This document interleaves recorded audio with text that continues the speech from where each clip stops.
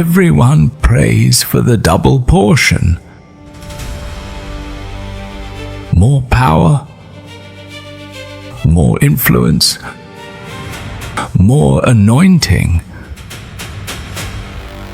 But few people ask the question I learned to ask too late. What does that kind of power cost? My name is Elisha. Welcome to Testament Unspoken, where we bring biblical stories to life through the eyes of those who lived them.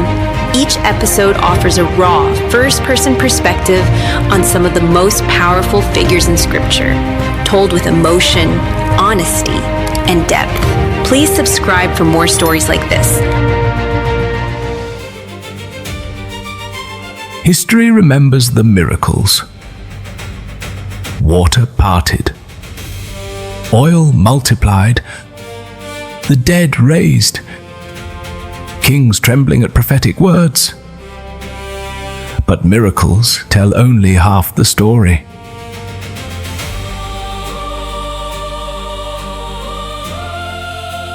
Because when the mantle of Elijah fell to my feet, I didn't just inherit his power, I inherited his loneliness. And from that moment on, my life was no longer my own. Before the mantle, I was a farmer. The soil under my fingernails, the rhythm of oxen pushing through the earth. 12 yoke of oxen ploughed the field that day. Then suddenly he appeared. Elijah. He said nothing, no speech, no explanation. He simply removed his mantle and threw it over my shoulders. That was the moment heaven interrupted my ordinary life, and I knew I could never go back. So I burned the ploughs, killed the oxen, fed the village. My old life ended in smoke. For years I followed Elijah, not as a prophet, not as a miracle worker, just a servant. Scripture remembers me simply as the one who poured water on the hands of Elijah. I watched him confront kings, call down fire, challenge entire nations. But I also watched him walk alone, and I began to understand something. The higher the calling, the fewer people can walk beside you. I knew the day was coming. The prophets whispered it everywhere we went. Do you know the Lord will take your master today? Yes, I knew. But I refused to leave him. 3 times Elijah told me to stay behind. 3 times I refused. Bethel, Jericho, Jordan. Finally, we stood at the river. He struck the water with his cloak, and the river split open. Then Elijah turned toward me. Ask what I shall do for you. I didn't hesitate. Let a double portion of your spirit be upon me. He looked at me carefully. You have asked a hard thing. Hard, not glorious, not easy, hard. Then heaven opened. Fire descended, a chariot separated us, and Elijah vanished into the sky. The mantle fell to the ground beside me.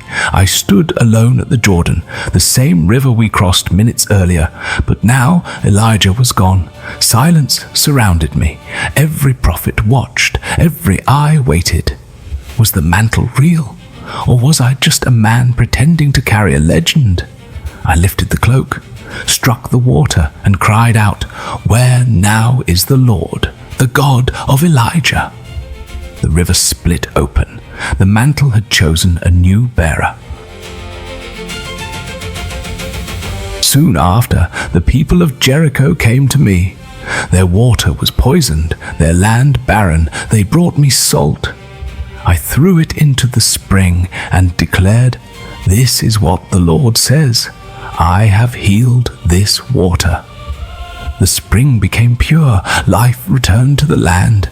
But something inside me began to change, because the more miracles happened, the more people came only for the miracles, not for God.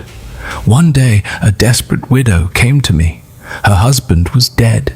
Debt collectors were coming for her sons. All she had was a small jar of oil. 'Borrow as many empty jars as you can,' I told her. She poured and poured and poured. The oil didn't stop flowing until the last jar was filled. That miracle saved her family. But miracles don't erase sorrow. I saw it in her eyes. Faith sometimes survives only one day at a time.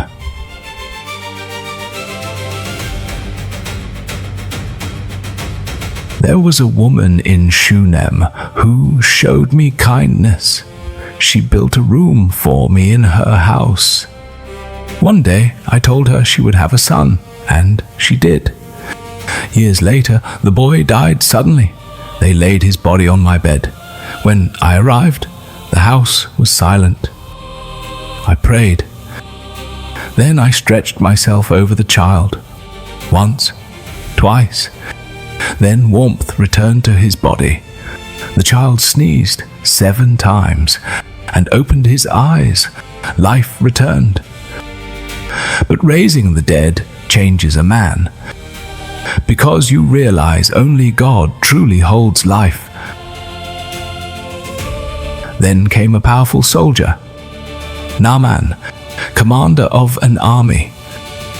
But leprosy covered his skin. He expected ceremony, magic words, a dramatic display. Instead, I sent a message. Wash 7 times in the Jordan. He was furious. Too simple, too humble. But when he finally obeyed, his skin became clean like a child's. Powerful men often struggle most with obedience.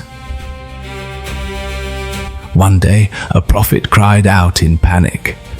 An axe head had fallen into the river.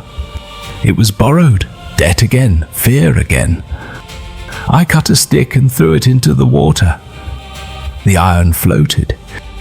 Even small miracles matter, because God notices the problems others overlook.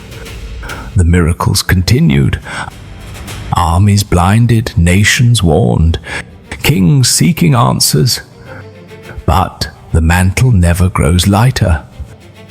The more people depend on you, the more alone you become. Because few understand what it means to carry a calling like this. People still speak about the double portion. They pray for it. They desire it. But remember this: the mantle is not a trophy. It is a burden, a calling that consumes your life. If you ever ask God for more power, be prepared to give him more of yourself. Because when Elijah's mantle fell, my old life disappeared forever, and I became something far heavier. A man carrying the weight of heaven.